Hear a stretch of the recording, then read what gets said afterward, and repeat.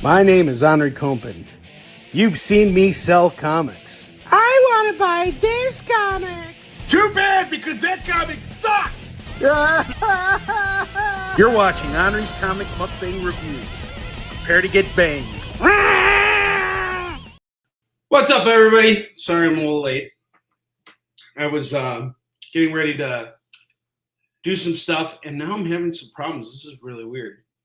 One of my Facebook pages is not going live with the stream, which I guess, what are we going to do?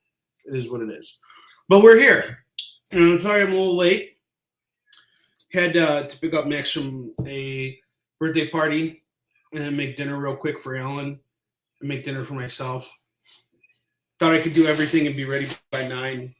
Turns out I wasn't. Kind of disappointing, like this week's comics. Actually, yeah, they kind of were disappointing in all seriousness. Not every comic, but a lot of the books that I read this week really let me down. I'm really kind of shocked about that. And I'm going to get right into it because I'm kind of on a time crunch here. I'm cooking something right now. It's in the oven, and I want to make sure it doesn't get screwed up, just like some of these comics did this week. And it's interesting because I saw a post earlier about lettering today. It's been kind of a viral thing, and if you check my Facebook wall, you'll see there's this letterer who his name is Taylor Esposito. He's been doing comics a long time, and he got into it with somebody who was arguing that it's the letterer's fault that there's a spelling error in a comic. And I've been editing and producing my own comics for the last 17 years now, and I can honestly tell you that it is my job to catch all that stuff. Any and all errors that occur in any book are my responsibility first. So most recently, you guys saw Yusuf Shin Hunter Destroyer 1. I think I have a copy of it here. Yes, I do. You see my big bald head? There you go. That's the letterer. That's the letterer's fault. Fuck the letterer. Jesus fucking Christ. Come on. What the fuck? If you're a letterer, you should fucking know this shit by now. What the fuck? Shit. Ass. All right. But okay. In all seriousness, shush. Okay? Because we're talking. I'm being serious right now. Okay? I'm not joking. Do I look like I'm fucking joking right now? I am not fucking joking. All right? Serious as a heart attack right now. Okay? When an error occurs in a comic, anything I've ever published, it is 100% my fault that it occurred. It is not the printer's fault. It is not the artist's fault. It is not the colorist's fault, the letterer's fault. It is 100% on Henri Compen that the error has occurred. And most recently, that happened with Yusuf Shin Hunter and Destroyer #1. That's this book right here.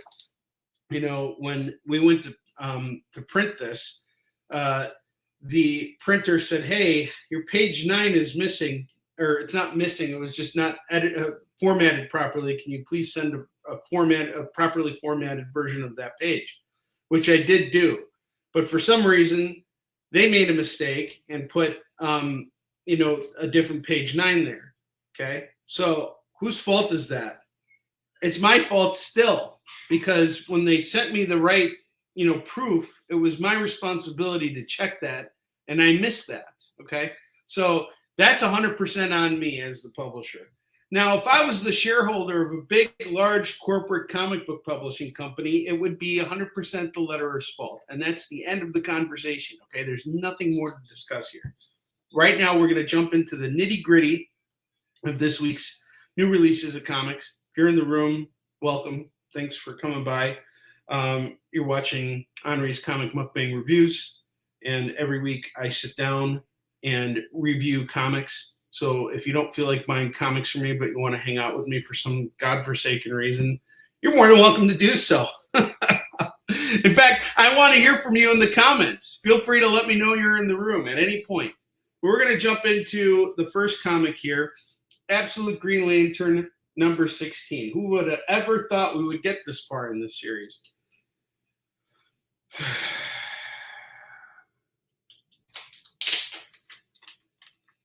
Leonard, what's up, brother? Is there any truth to the sequel series in the works called Ye Later Shin? Yes, because right now we have Ye Soon Shin and Ye Later Shin. And Yi possibly Shin is going to be like the third part of the trilogy right there. What's going on, Leonard? Roberto, what if I don't want to buy comics from you or hang out with you? Then you know what, Roberto? Here's what you're going to do. You're going to go to your comic shop. You're going to read Absolute Green Lantern number 16, and you're going to be just as freaking disappointed as I was, as I have been with this entire series. This is like one of my least favorite Absolute books that are coming out right now. No shit. No shin. All right. Yeah, this week's issue was just, God. Okay, so let's dive into this. All right. First and foremost, the biggest reason why I'm disappointed with this issue is because this cover shows Sinestro, Absolute Sinestro. So if you think you're going to get Absolute Sinestro, the cover's telling you he's probably going to be in this book. But here's the reality. He is not in this book. He is not in a single goddamn panel of the whole fucking book. There is no Sinestro in this book. Fuck you. Okay? No Sinestro in this entire book, at least not from what I saw or what I was paying attention to. All right, but let's, again, dive into the nitty-gritty here. Absolute Green Lantern kind of tries to do what Absolute Batman does, but to lesser avail, I want to say. It kind of tries to invoke like a feel of Western comics meets manga, which Absolute Batman does better than anything out there, and that's why I think it's so brilliant. And this also tries to kind of do the same thing, but I think it's trying to be a little too clever. And I just don't care about the characters. I really don't like Joe Moline. I don't care about any of these characters at all. They basically castrated Hal Jordan, John Stewart, and every other member of the Green Lantern Corps. And it doesn't follow the Green Lantern story. I have no idea what I'm actually reading. I don't care about what I'm actually reading. I'm just reading it because it's an Absolute book, and it's got my money. This is one of the only black-led books right now coming out from DC Comics. So for those of you who complain that DC is not putting out enough black-led books, you're wrong. This is one of those books. That doesn't make it a great book, though. And that's where I think we need to kind of fix that problem. But yes, it's just, there's just so much more that could be done with this that I just don't feel like, we're getting it, you know? And the thing is that the artwork is not the problem. I think it's the story direction, to be honest with you. I'm just really not feeling this. I don't hear anybody talking about it. No one is ranting and raving about this. It's just another Green Lantern book. And I bet you the real Green Lantern, or the mainline Green Lantern book, is a lot better. I've been collecting all those books, but I haven't actually read them yet. But Jeremy Adams is writing it. And the thing I can tell you about Jeremy Adams is I feel like he's really excited about everything. So I'm going to say the only thing I've read of his so far is his Aquaman, and I've really enjoyed it. You guys have seen me review a bunch of those books. This was just like, I read through this in like 15 minutes, and I couldn't tell you what I read. I don't even remember. I don't care to remember. It's just, whatever. Some of these issues have been okay. Most of them have been pretty disappointing. I don't feel like there's a real steady focus, even on the main character. Like, she doesn't even show up. Joe Moline barely ever shows up in her own book. This is a 2 out of 5, honestly. I'm really disappointed in this month's issue of Absolute Green Lantern. And considering who wrote this, Al Ewing, who did Immortal Hulk and all this stuff, like, I was honestly expecting a lot better out of this. I was expecting a lot more out of this period, but it's just not delivering. And I'm not the type of guy that's just gonna, crap on everything. I'm not trying to crap on it. There have been some issues of this series that have been okay. Maybe there's something I'm missing too, but like, honestly, this has been a really disappointing series. I out of all the Absolute books, this is the one that I think they should just cancel it. It's just, what's the point of doing this? I don't see anybody excited about it at all. I don't see, I feel like I'm the only person who's reading this.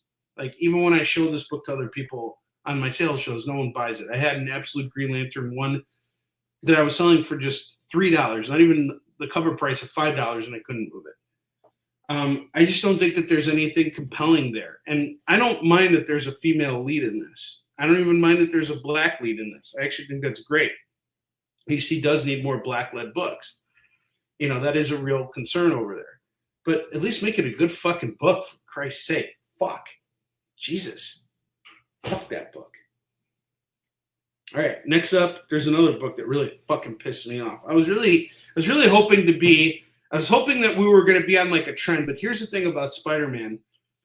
If there's one good issue of Spider-Man, you can be assured that the next issue will completely disappoint you, and that's honestly been Spider-Man for a very long time now, ever since Brand New Day or One More Day or whatever. I mean, honestly, like J. Michael Straczynski's run was sort of like the last straw for Spider-Man. Even I know a lot of Spider-Man fans like myself who really hated that run.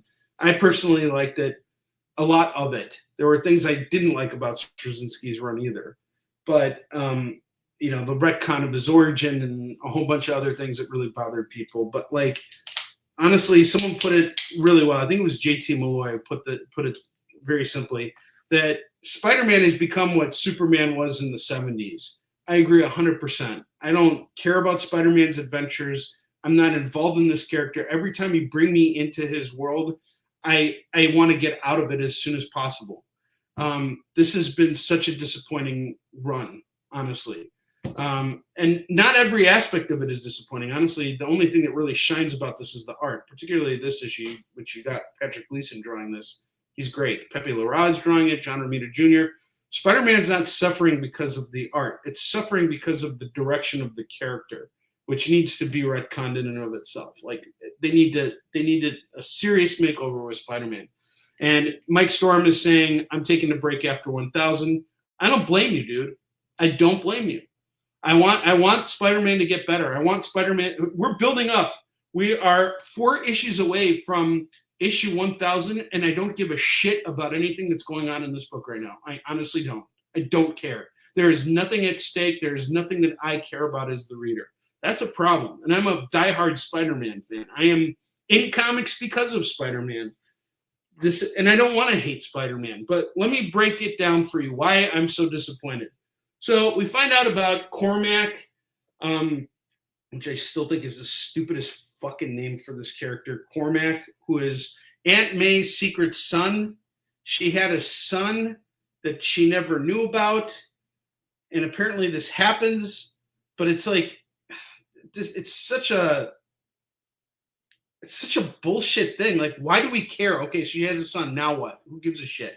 Like after all the things that have happened in Peter Parker's life, like they brought back his parents, they were robots designed to kill him by his arch nemesis and blah, blah, blah. Like now he finds out that he has a cousin because of Torment, who's another stupid fucking villain.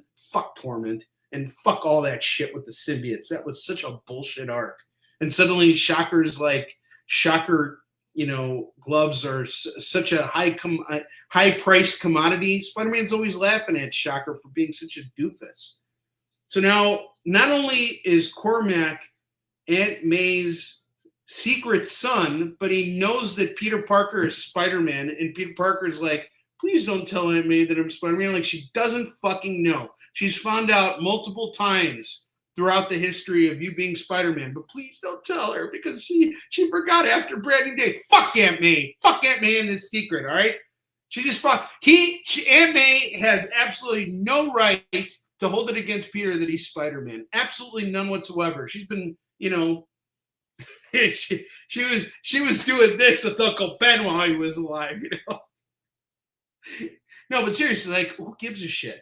Like, I don't care. Okay, and then he just that's it. We don't see Cormac for the rest of the thing. But Peter Parker's mad, and now we go back to these bullshit characters that we didn't care about in the first place. All these characters that Spider-Man met on his cosmic adventures, including his new psycho girlfriend who needs to kill things because she's an alien. So we're back to Guardians of the Galaxy Spider-Man. I hated that. My God, did I hate that? It felt so wrong. I mean, this is just. I just don't care about this. And now he's fighting Vulture. And it's the most anticlimactic battle ever. They're fighting in an arena because Spider-Man's hoping to get Shocker's gloves so that he could bury them so that no one else will be Shocker ever again. Because what? They can't build another pair of Shocker gloves? I mean, how fucking stupid is this? and they keep putting Tombstone in the center spotlight of everything. Can we come up with a better villain than Tombstone? Like, why is he the center point of Spider-Man's life every single time? I just don't get that. And then this other villain, Plague RX, who can a bandaged man who takes injuries from the injured and delivers them onto the healthy. Okay, that's okay. I don't mind that. That's kind of interesting. But nevertheless, not really doing anything bad, or why do I care about Spider-Man getting into arena, beating up his villains? Like, that is not heroic at all. That is not Spider-Man. There's nothing sacrificial about that. That's just Spider-Man taking out his anger. And isn't that against who he is? Do these people know what character they're writing? Does Marvel know what they're doing with this character anymore? Apparently not. I mean, I am honestly, as a fan, I'm really disappointed. I'm deeply offended too, as a fan. I really love Spider-Man. Now, the one thing I will say about this that I really appreciate is the fact that after you're done reading the Spider-Man story, they have a Misty Knight story and a Finesse story. Just kidding. I don't care at all about these characters. I care about them even less than I care about all these cosmic characters that have suddenly turned up in Spider-Man's life. This is such a waste of page space. Why are we adding these characters in here? I don't care about this. Is not. If I wanted Misty Knight, I would have picked up a Misty Knight book. All right, whatever, fine. They needed to fill up the page space. And then I'm even more disappointed with the cover for the next book. Like, seriously, guys, you couldn't come up with another like concept. You had to homage, Jim Steranko. Come on, like, where is the innovation here? You got a Spider-Man movie coming out soon. Like, how hard is it to write a good Spider-Man book? I'm really just disappointed here. This is just awful. This is the first time I'm ever giving a Spider-Man book a 1 out of 5, or any book for that matter. I was really disappointed with this week's issue.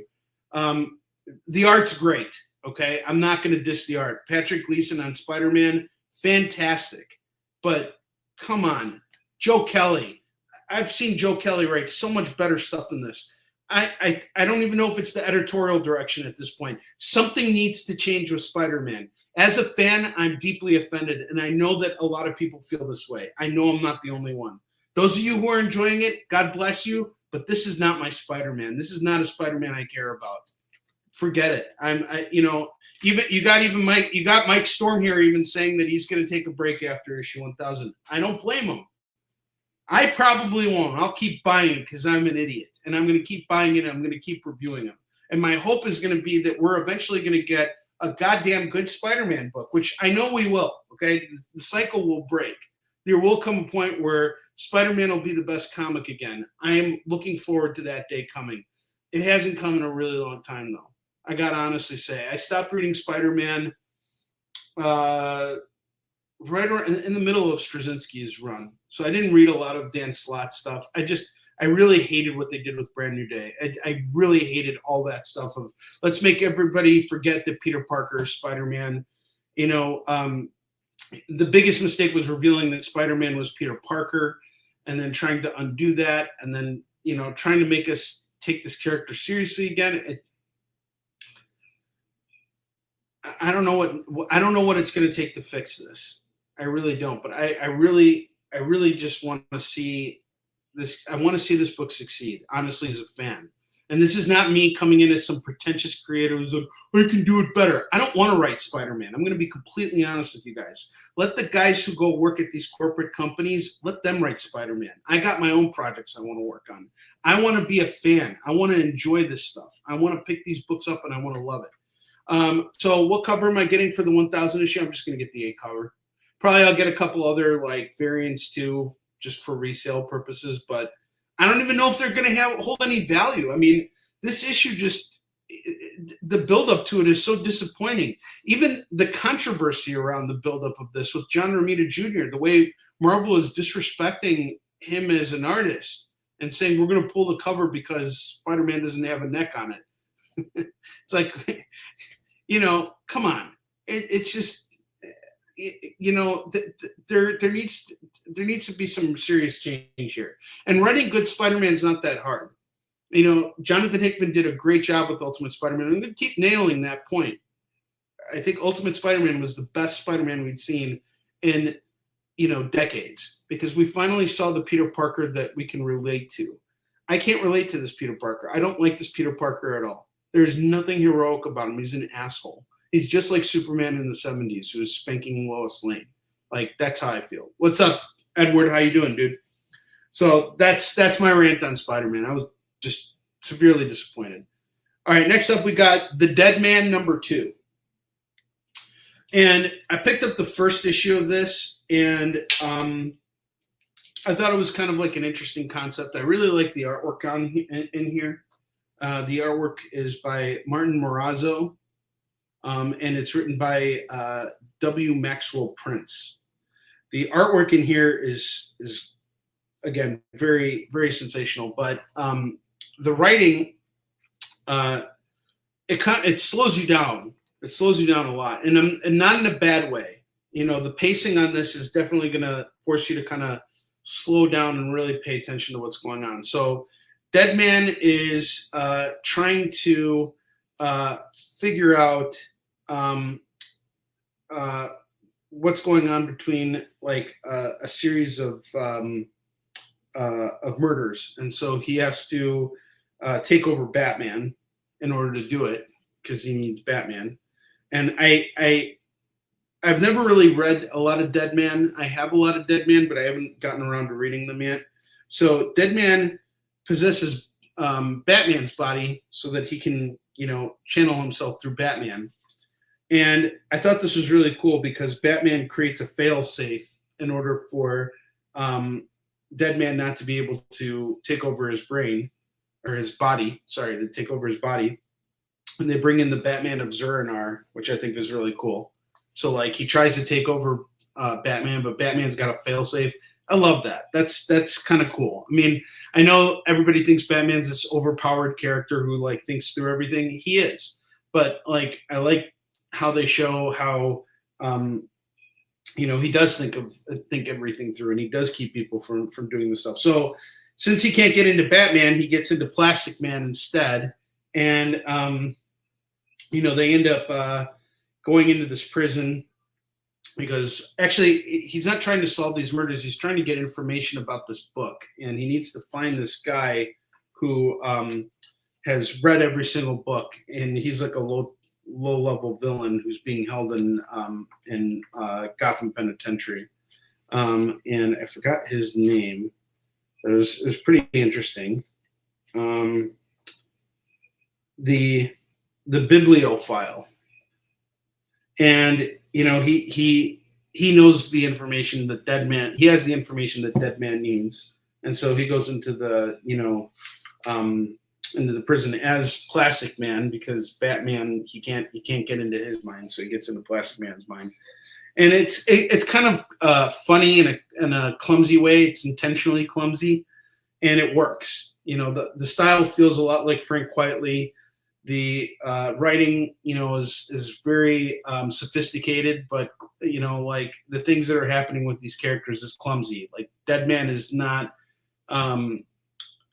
he's not taken seriously in this, as opposed to like the original series where Dead Man was really grounded and really dark and really serious, and I really like that. The Neil Adams stuff was fantastic. This is very different. This is kind of like. I mean, it's still dark, but it's like kind of like black comedy. And one thing I liked was that they brought back Mr. Bloom in this, and I thought that was fun.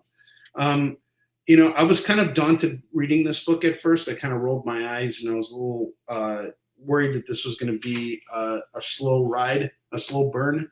But it actually wasn't. I enjoyed it. This was good. I'm going to give this a 3 out of 5. This was not bad. So Dead Man #2. This is the A cover. I liked it. We'll see where it goes. And we got an interesting villain here that we're building up to. So things are coming together. This isn't a bad book. All right, next up, finally, we're at the end of Absolute Martian Manhunter. Issue 12 dropped this week. Now, I know a few people have been ranting about this and raving about it and saying how great it is and all this stuff. I think I'm going to have to go back and read this series from the beginning. Not because I necessarily didn't understand something. Well, I didn't understand a lot of things. I had no idea what this book was about. I couldn't follow it, and I think it was intentional that was the case. But there are a lot of themes in this, and there's a lot of things that this book is doing, and at times I think it's intentionally going over our heads. But the concept of this has been that nobody can see the Martian except for John Jones, who's an investigator, and he can see the Martians, but no one else can. And the Martians are apparently affecting people in ways that no other person can see. So it's like more of like a psychological thriller, and it's sort of talking about the state of America right now. There's a lot of political undertones. This book is really intentionally trying to be clever. And sometimes I feel like stuff like this, when it's too on the nose or it's too leaning in a certain direction, I feel like it can be very divisive.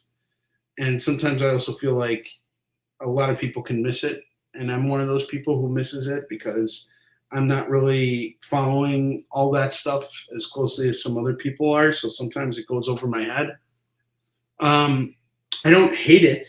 I think there's something here. I think we're going to look back on this series in about 5 years or so and realize just how brilliant it was. I'm going to put a pin in this. Okay, right now I'm going to give this a 3.5 out of 5 because at least the end kind of like more or less stuck the landing for me.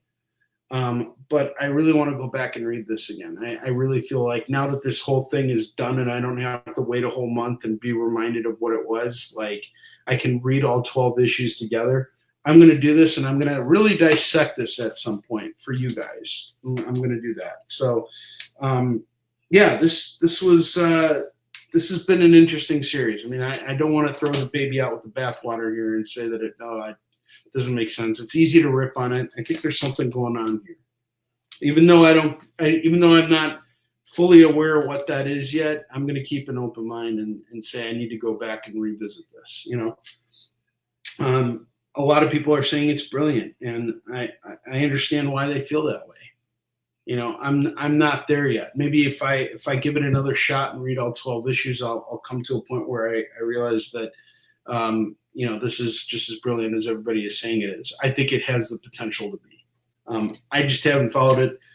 I'm reading so many comics at once that, sometimes when something like this is which strives to be so much more, comes out and there's a month gap in between every issue, I just get lost in it. But I am interested to go back and revisit it again. I mean, I do see that it's an accomplishment in the sense that they worked really hard on this. They got it done.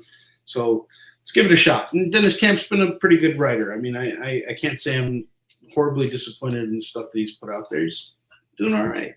He's good.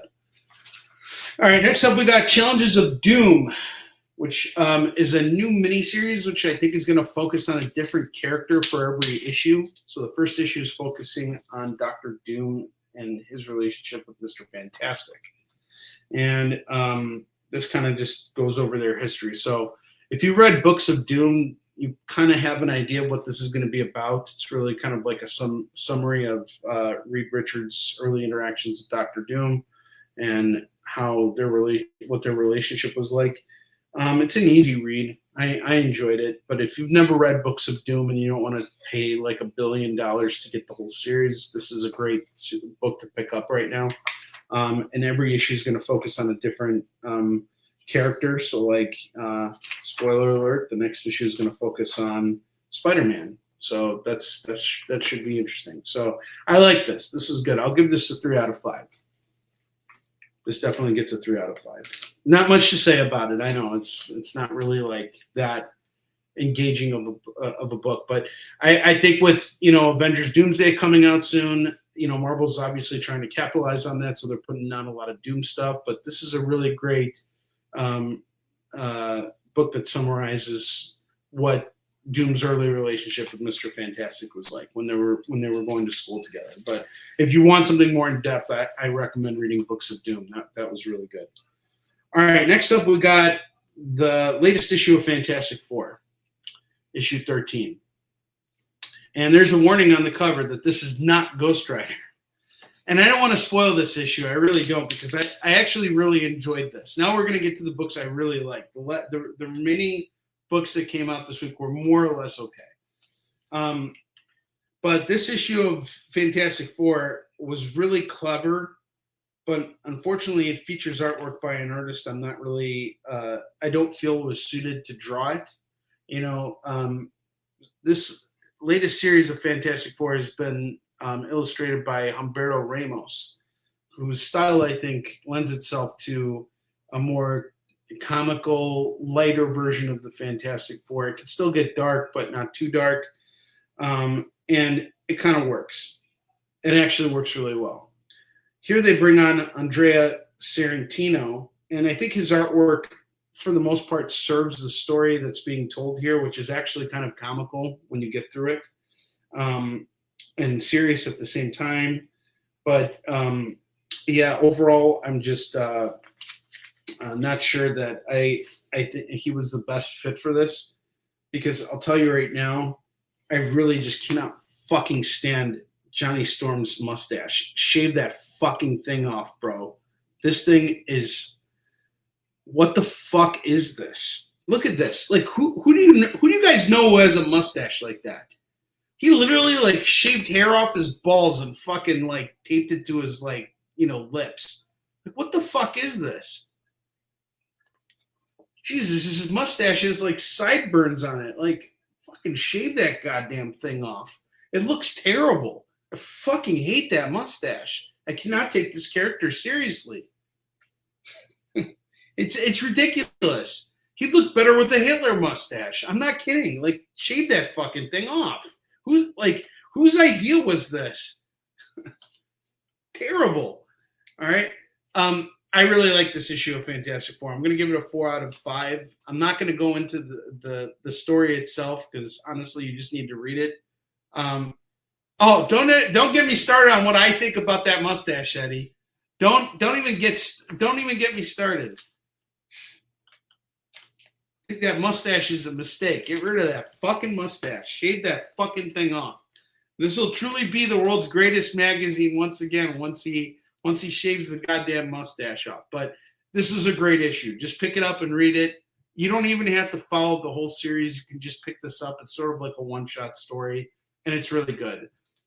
When I was reading it, I'm not a big fan of Andrea Sorrentino on this book, but him coming on for this particular issue actually works, and it works really well. So 4 out of 5 on this. Pick it up. It's good stuff. All right, next up we got issue 6 of The Punisher. And this has been a really fantastic series so far. I really love a lot of the stuff that Benjamin Percy has done with bringing Punisher back into the foray of the Marvel Universe. Frank doesn't really talk in this book very much. He's just off punishing people, and I think that's probably for the best. He's sort of like the Grim Reaper, but we get there's a lot of buildup in this issue. A lot of buildup in this issue to something that's going to be happening soon. And I think it works. I think it really works. And I'm looking forward to seeing where we go next. I'm not doing a deep dive into this because I don't want to spoil it for anybody who hasn't read it yet. But if you've been reading the Punisher series, this latest issue does not disappoint. I think it was actually really good. Not a lot of context, not a lot of what's the word I'm looking for? Not a lot of dialogue, exposition. Very little exposition in this book, and sometimes that can be a little disappointing when you're reading a book and you can read through it in 5 minutes. This is one of those books that you'll just blow through. So does that make it worth $5? I don't know. It's building up to something, so you're going to want this issue. But like when you're going through this and you can read it in 5 minutes, I feel like we could have used a little bit more exposition in certain cases to build up characters, to build up what's going on.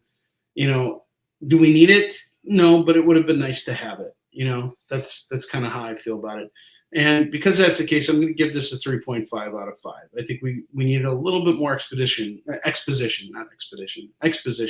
Slow it down a little bit.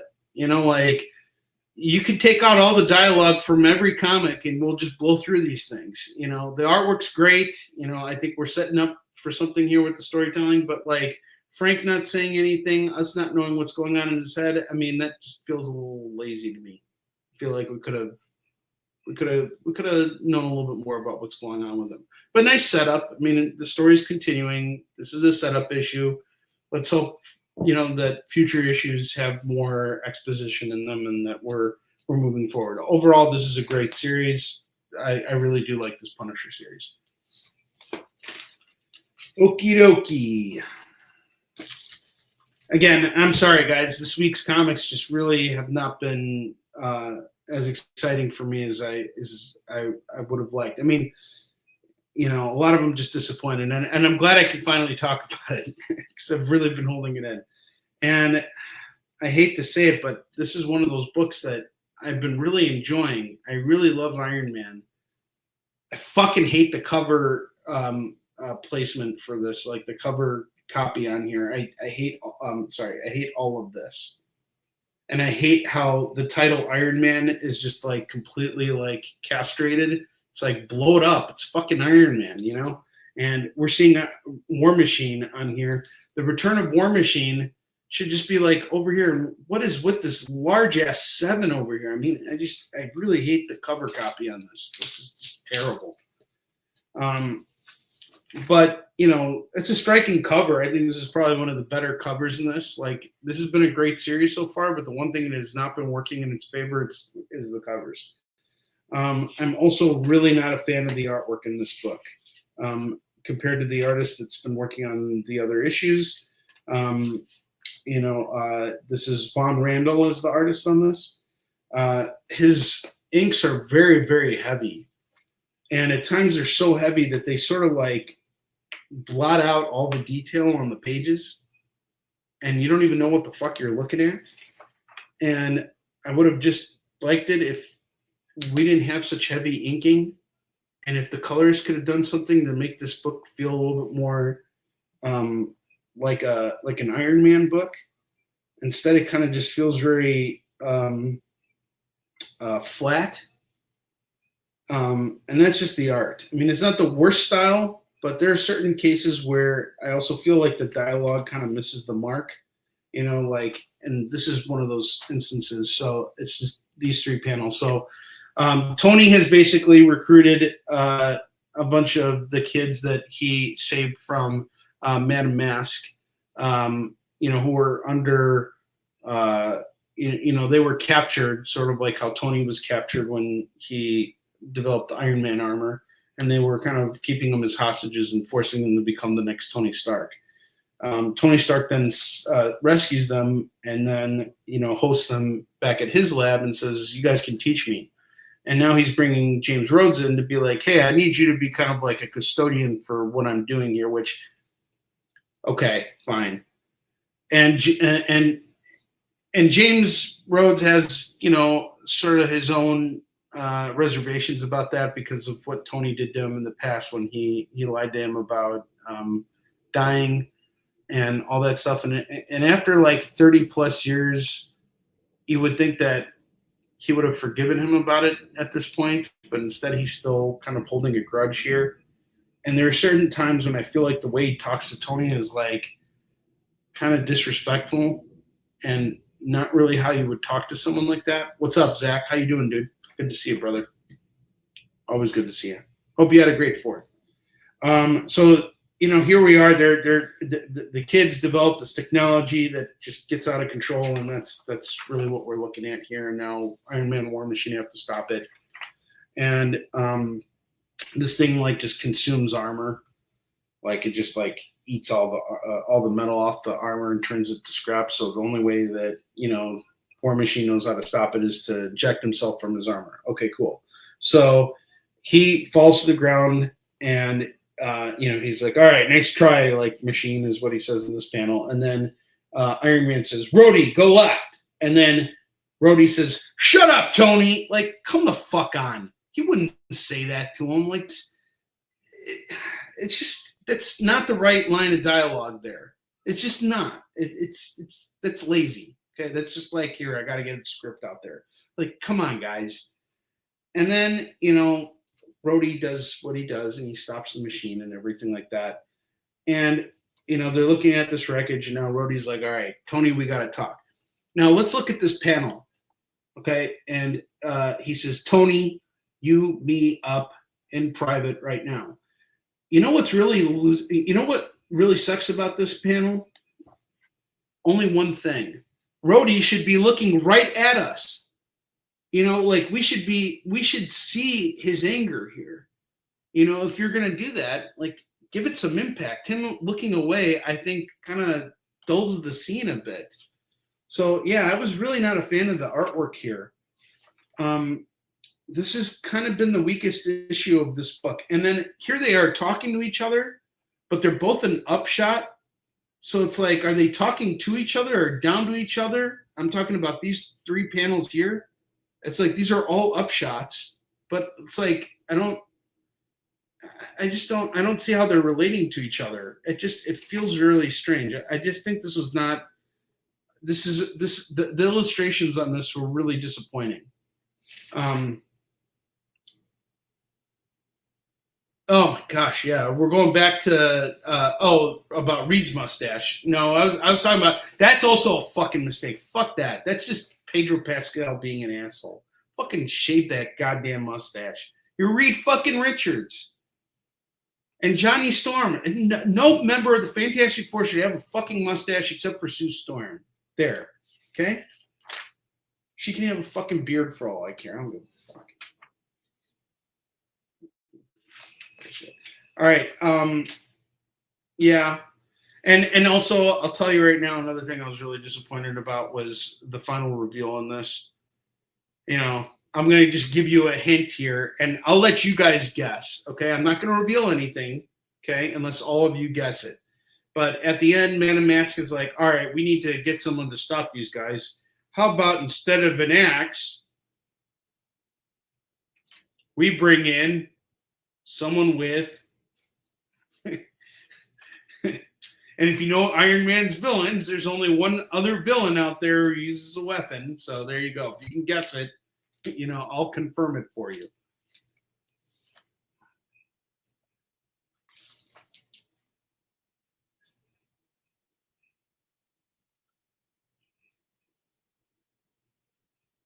Funny enough, the guy who played Ben Grimm was John Quincy Adams in the Adams series. John Quincy Adams? Oh, the John Adams. Okay. Yeah. I hate to say it. I really like this Iron Man series, but this month's issue, 3 out of 5.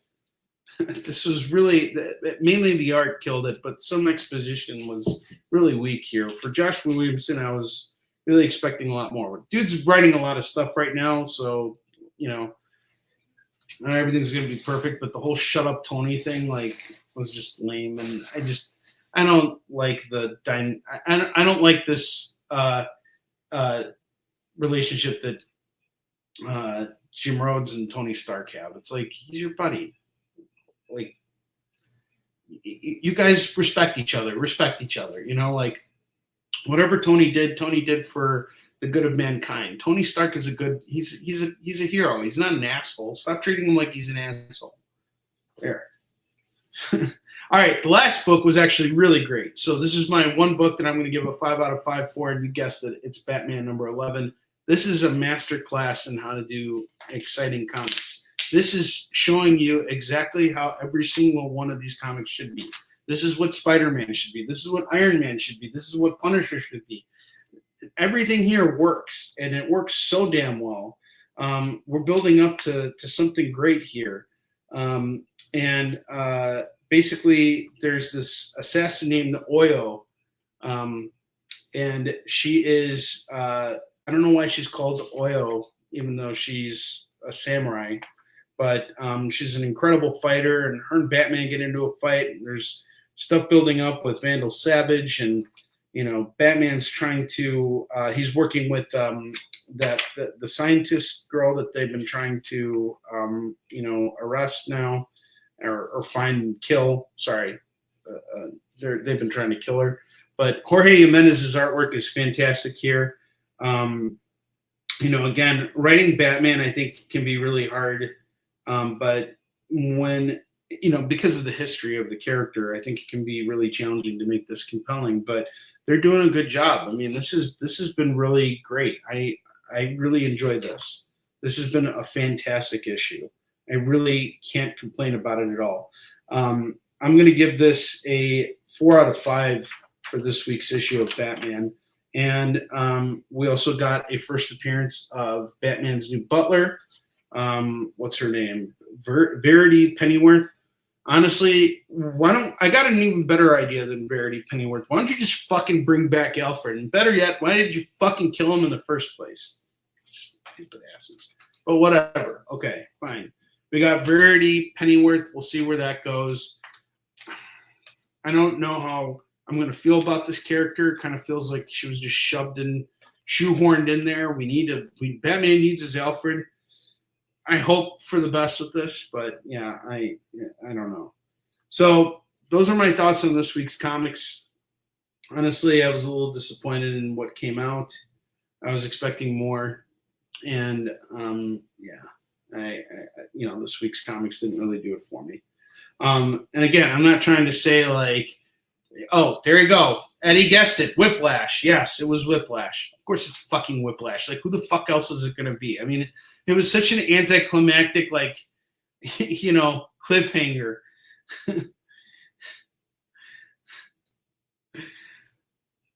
And even funnier, Eddie, the cop who pissed off David Morse, plays George Washington. Oh, that's funny. Yeah. So this week comics kind of fell short for me, but we'll have new comics coming out next week, and hopefully they'll hit the mark. You bet your buns I'll be back here to review them for you guys. I'll be doing a review live from Miami next week. I'll be in my Airbnb right before Florida SuperCon. I'm going there. I'm flying out to Miami on Thursday, so while I'm flying, I'll read comics, and we'll do our reviews. Not sure what's going to go on with the sales shows right now. I'm transitioning, as I announced in my last show. I've been having some pretty weak sales shows on YouTube and Facebook, and I think it has to do a lot with the algorithm and everything like that. So I'm going to be making the transition over to Whatnot. So I don't know if I'll be doing a sales show next week. I'd like to, but again, I don't have the capacity to do a 2-hour show where no one buys anything right now. So I think my time would be better spent, kind of transitioning over to Whatnot, where I think I can start to build up something where we'll see more buyers as time goes on. So, and as I transition over there, I'm not going to forget about you guys, but yeah, sorry. I would like to be on here to do sales shows, Eddie, but I just don't have a lot of people buying on here to do sales shows. But I'll be on here regardless to do these review shows and to do interviews and things like that, and to do AMAs and all these other things. But I think in terms of sales, it's time for me to transition and move over to a place where I can actually sell comics. The way I kind of liken it, it's kind of like I've been working in out of a comic shop when I could be working on a convention floor where there's more traffic. I need more eyes on what I'm doing when I do these sales shows. And when Facebook is kind of blocking off posts that I make, like even now, when I went live tonight, 2 of the channels that I'm broadcasting to are not even, the stream's not even going to it. So, I have a choice here, and it's either stick to what I've been doing or move in a direction that is going to give me the results that I need so that I can continue doing this, So, and it's no one's fault, even if I'm on Whatnot, you guys are welcome to hang out with me on there too. It's not like I don't want people to, shop with me. But yeah, Facebook trying to cancel your account, things like that. Like Facebook has been my, sorry, I took that down too fast. Facebook has been my vehicle for a very long time, and it's just not working anymore. So I have to evolve. That's what life is forcing me to do right now. It's telling me evolve, or you're going to get worse and worse results. So that's the change. But I will be here doing this. This is why I started doing the mukbang reviews, is so that I could have other reasons to come on here and engage with you guys other than just sell you comics. This is our chance to hang out, and you can hear what I think about Spider-Man and hear me bitch and moan about it. So there you go. But again, I'm not trying to bitch and moan about these things. I'm just giving you guys my thoughts on these comics as they're coming out, you know, and when it's good, it's great, you know. And just because I don't like something doesn't mean that you shouldn't like it. And I'm not going to pick something apart and just say that it's completely terrible. I will always try and find a redeeming quality in every comic. I know that these things are hard to make. I know it's tough out there for a lot of creators and all this stuff. And, you know, putting these things together, especially at the level that these creators are working at, is very difficult. You know, when you're one artist drawing 2 books a month, or you're one writer writing 7 scripts a month, it can be a lot. So it is not an easy job. That's all I can say. The timing of your YouTube sales shows are rough during the week in the afternoon or super late at night. It's too bad you can't do like Friday or Saturday afternoon. Yeah, I mean, I can technically, but a lot of the times I'm traveling on, you know, those times, and it's hard for me to be consistent then. So, you know, that's why I don't do Friday afternoon. Well, sometimes I do sometimes I do Friday afternoons, but even though even when I've been doing Friday afternoon shows, they've also just haven't been really hitting it for me. So it's just time to change it up, you know. And I'll tell you guys this: if it doesn't work on Whatnot, I can always come back and do things the way I've been doing it. So, you know, I'm certainly I don't want to have to abandon what I've built with the collectible side, and it's allowed me to transition and do this, but it's time for me to make a change and try something different and see what happens. So, all right, guys, I will see you later. I got some stuff I got to take out of the oven. I will see you guys next week, either for the mukbang reviews or for a sales show. I hope we'll do a sales show. I'll try and do something, but I will see you guys later. Until then, have a great rest of your weekend. I hope you all had a great 4th of July weekend. And I hope you enjoyed fireworks and family and everything. I love you all, and you guys all take care. Have a good night.